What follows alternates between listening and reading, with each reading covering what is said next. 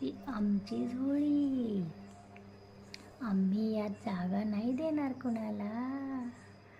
आम्ही दोघं जणच झोपणार.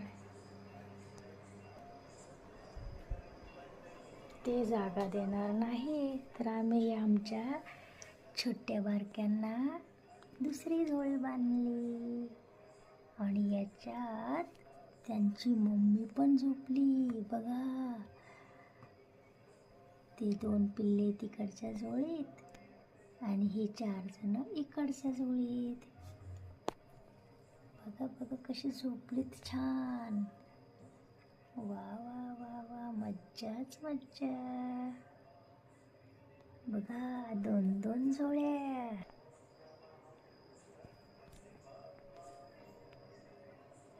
बघा इकडे एक झोळी आणि इकडे एक झोळी.